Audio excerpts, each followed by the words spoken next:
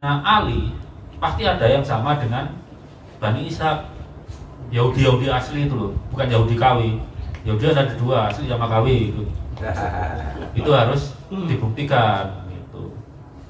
Jadi kalau saya, Mas Keku atau Gus Pake melakukan seperti ini, karena kita itu mencintai Rasulullah, mencintai kehormatan keluarganya, mencintai kesucian perkawinan Sayyidah Fatimah dan Imam Ali, walaupun sudah 1400 tahun kemudian kan ya harus kita kesuciannya jangan ternoda gitu. Kalau dihitung matematika ya mungkin kita semua ini keturunan Rasulullah karena udah 1400 tahun, semua cucunya punya keturunan seingat saya. Umamah itu punya anak 3, 1 berketurunan. Sayyidah Zainab punya keturunan juga. Terus Sayyidah Ummu Kulsum punya keturunan, apalagi Hasan dan Husain. Tapi yang tercatat kan jalur laki-laki aja berapa. Yang lainnya nggak tercatat tuh kawin mawin, kalau Anda kalikan tiap generasi aja lipat 2. Itu seluruh umat Islam udah kemungkinan besar keturunan Rasul. Cuma nggak bisa buktikan. Karena alatnya sampai sekarang belum ada. Nanti kalau semua orang tes DNA mungkin ketemu.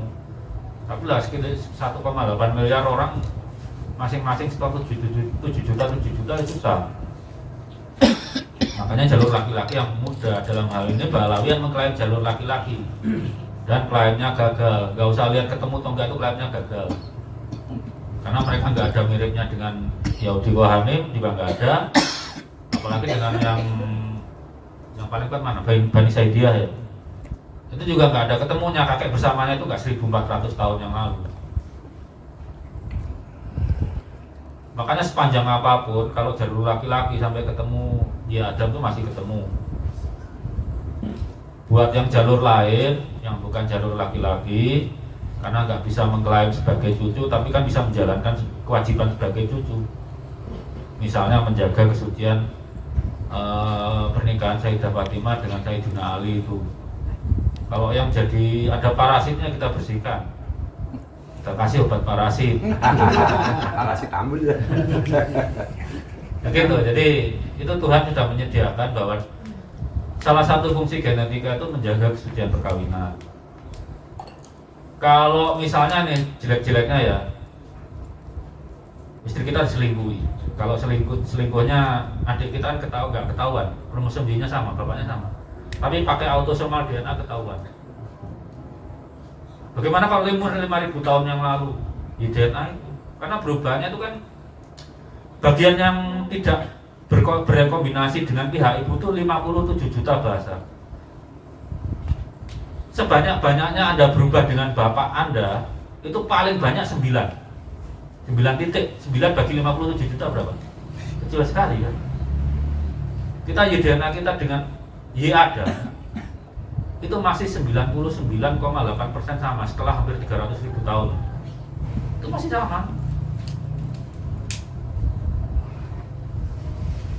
Makanya buku nasab penting, tapi harus divalidasi dengan DNA. Kalau nggak valid ya udah terima aja.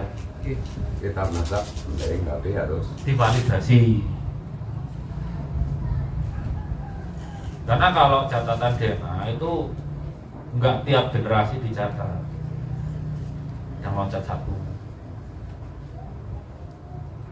catatan nasab. Nggak, catatan DNA, catatan nasab DNA itu nggak misalnya bapak, anak, cucu, itu nggak tiap 1 generasi dicatat. Kakek kadang bapaknya nggak ada yang berubah, baru berubah di cucunya.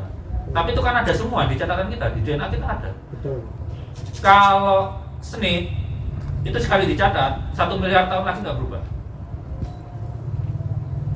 Kalau STR itu ada yang 800 tahun berubah, ada yang 8.000 tahun baru berubah. Itu lagunya sendiri-sendiri.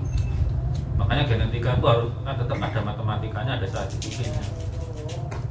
Tapi itu bisa membuktikan.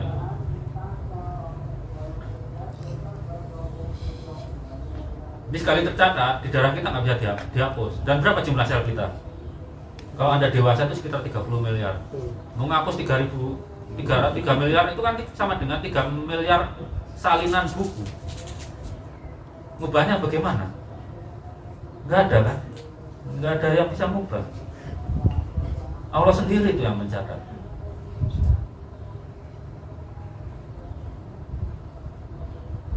Kalau Balawi itu misalnya bukan saya batalkan tuh, saya luruskan.